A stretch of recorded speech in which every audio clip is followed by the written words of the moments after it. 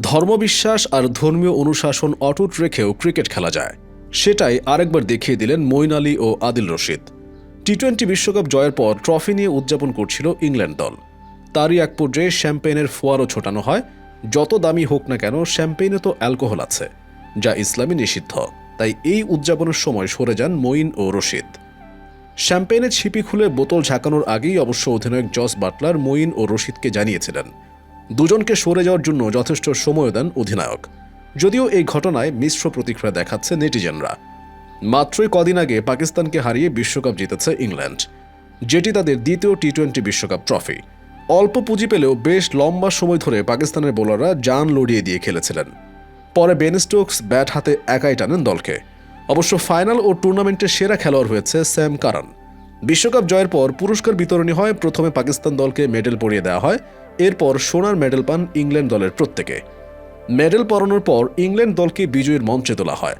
এরপর বিজয়ী অধিনায়ক বাটলারের হাতে তুলে দেওয়া হয় বিশ্বকাপ ট্রফি। সেই ট্রফি নিয়ে উল্লাসে ফেটে পড়েন ইংল্যান্ডের সবাই। কনফেত্তির বৃষ্টি হয় এ সময়। স্টেডিয়ামের আকাশ আলোকিত করে আতশবাজির ফোয়ারা।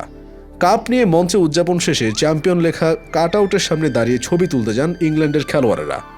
সেখানে তারা যান এবং ছবি তোলেন। এরপর তাদের হাতে তুলে দেওয়া হয় শ্যাম্পেইনের ছিপি খুলে মুখটা আঙুল দিয়ে চেপে ধরে কিছুক্ষণ ঝাঁকিয়ে আঙুল একটু ফাঁকা করতেই ফোয়ারা ছোটে। এভাবে উদযাপন করা পশ্চিমা দেশের রীতি। খেলা ও খেলার বাইরে শ্যাম্পেইন দিয়ে এভাবে হামেশাই উদযাপন করেন। কিন্তু আদিল ও মঈন দুজনই ধর্মীয় অনুশাসন কড়াভাবে অনুসরণ করেন। অধিনায়ক জস বাটলার সেটি জানতেন। এ কারণে দুজনকে জানিয়ে দেওয়া হয় শ্যাম্পেইনের ফোয়ারা ছুটবে এখনই। তখন দুজন সরে যান। এ ঘটনায় নেটিজেনদের অনেকে প্রশংসা করেছেন বাটলারের। আবার অনেকে বলছেন ইংল্যান্ড দলের সব খেলোয়াড়ের মতো আনন্দ করার সমান অধিকার আছে মঈন ও রশিদেরও। তাই এমন কিছু করা উচিত হয়নি যেটায় তারা অংশ নিতে পারবেন না। যদিও এই অংশটুকু বাদে বাকি সব উদযাপনে ছিলেন দুজনে। চ্যাম্পিয়ন দলের অফিসিয়াল গ্রুপ ছবিতেও ছিলেন। আবার অনেকে বলছেন দলের সবার পছন্দকে সম্মান করা উচিত। মঈন আলী বা আদিল রশিদ কেউ এ বিষয়ে মন্তব্য করেননি। 1999 বিশ্বকাপেও এ নিয়ে বিতর্ক দেখা দিয়েছিল।